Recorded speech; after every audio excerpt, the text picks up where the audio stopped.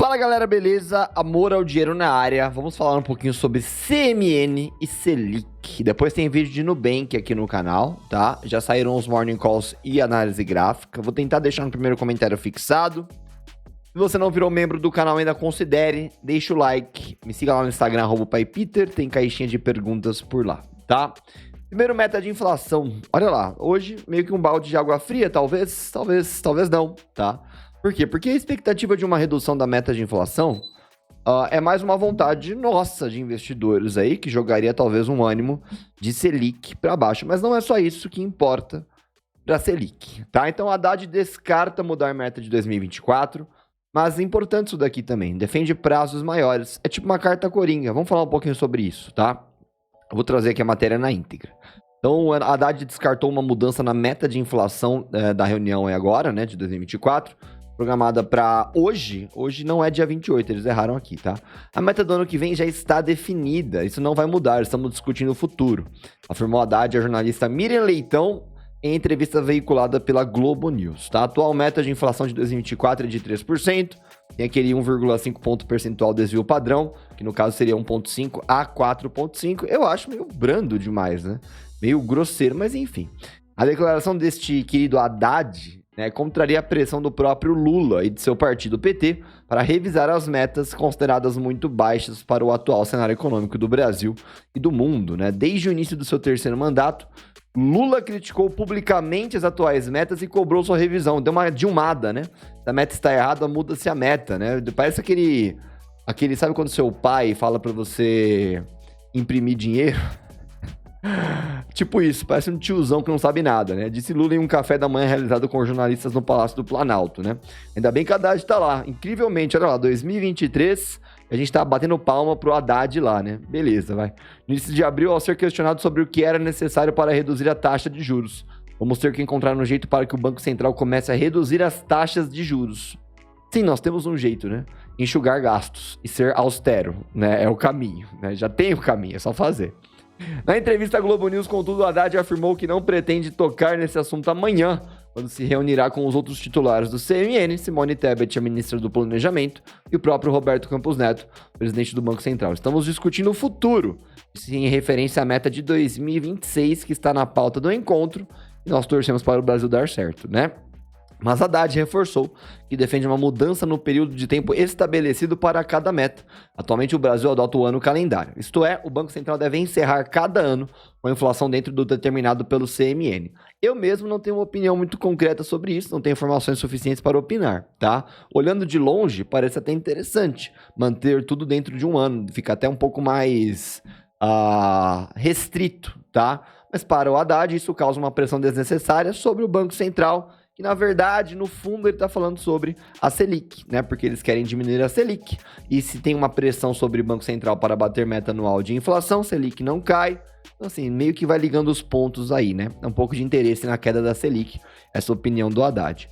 Só 2 países adotam meta de inflação com ano calendário. Quase todos os países adotam horizontes relevantes de tempo para acomodar eventuais choques econômicos. Sim, mas... grandes países do primeiro mundo estão tendo políticas monetárias atrasadas de aperto monetário atual. Então, assim, é um argumento meio complicado, né?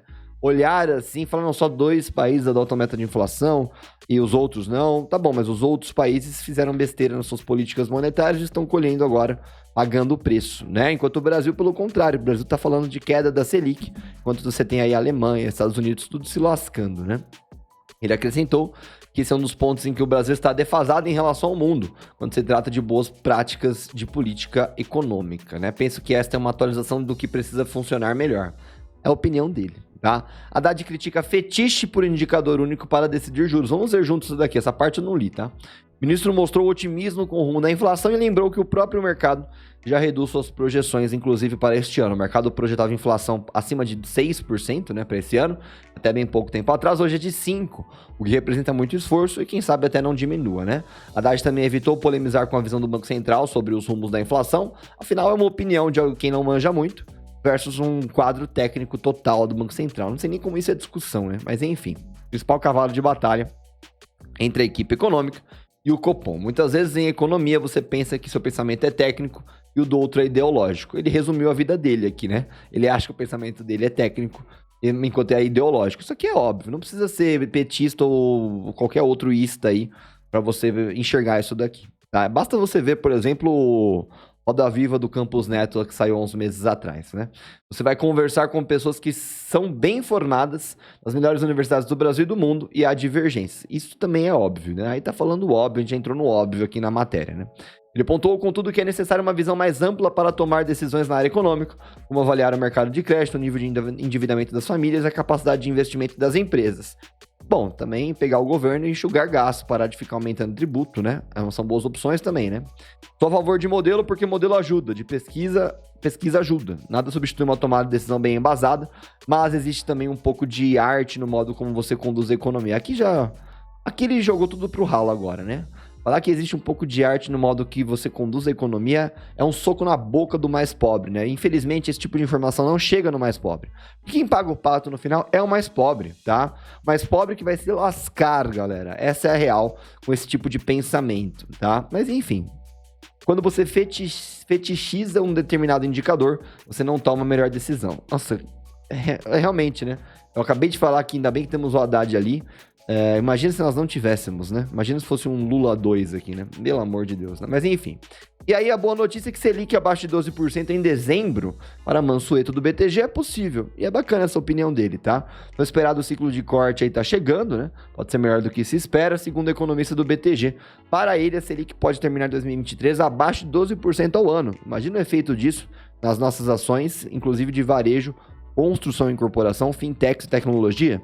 Contra os atuais 13,75. A condição para que isso aconteça, contudo, agora sim, é que o Banco Central receba sinais concretos de que o governo está disposto a cumprir um novo arcabouço fiscal e, portanto, controlará seus gastos. Aqui que está o pulo do gato. Aqui que ninguém imagina acontecendo. Por enquanto, a gente não está vendo, tá? Está muito claro. Vamos ter um cenário de corte de juros no segundo semestre. Se aproveitarmos dando as informações corretas, mostrando que o governo vai conseguir cumprir seu programa fiscal e avançar em reformas, esse ambiente será potencializado para um ciclo de reduções mais rápidas, afirmou Mansueto durante o BTG Talks aqui de 2023, né? E seria muito bom para a retomada de investimentos e para o crescimento da economia e da bolsa, tá? E ele falou que o arcabouço fiscal tem méritos para ajudar o corte da Selic. Também apontou méritos ali no arcabouço, proposto pelo governo Lula, como o de estabelecer um teto para o crescimento dos gastos públicos, de 0,6 a 2,5 ao ano. Parece muito, mas entre 97 e 2015, segundo o economista, as despesas apresentaram um crescimento médio anual de 6%. Ou seja, está controlado, basicamente é isso que ele quis dizer, né? Sublinhou, contudo, que o ponto de partida para fechar as contas públicas é um grande déficit primário, que complica bastante o desafio. O governo promete transformar um déficit de 100 bi de reais em saldo positivo de 100 bi de reais até 2026. É um ajuste de 200 bi num contexto de crescimento real de gastos. Como vai fechar esse buraco fiscal? O plano do governo é baseado em aumento de arrecadação de 150 a 200 bilhões. Eis o problema, né? Para ele, o pacote de Lula animou mais os gestores de fundos do que propriamente os economistas, que a gente tira da mesa o risco de cauda. Enfim, atenção, galera, para a possível Selic, então, abaixo de 12. É por isso que eu bato tanto na tecla de confie no seu país, tá? Não seja tão pessimista e siga... Peraí que tive que pausar aqui que eu recebi uma ligação do nada. Mas enfim, continue seus investimentos, isso que eu tava falando. Aporte semanalmente, quinzenalmente, mensalmente, tá? Não desista do seu plano. É basicamente isso que eu tenho pra passar pra vocês, tá bom? A gente vai ver coisa aqui, né? Vocês vão ver coisa ainda, galera, tá? Então, pode ser, pode não ser. Se não for, tudo bem também, tá bom? Porque só a Selic caindo já vai dar uma injeção de demanda no mercado, certo? Então, siga seus investimentos. E quando isso acontecer, não há renda fixa que baterá os seus ganhos percentuais da renda variável, beleza? TMN hoje, vamos ver o que sai daqui. Queda da Selic para o final do ano, vamos ver o que acontece até lá. São mais 6 meses. Amanhã tem fechamento diário, semanal, mensal e anual revisado aqui no canal. A gente vai revisar o meio do ano. Deixa o like, vire membro, comente, compartilhe, comente suas opiniões. Tamo junto, partiu.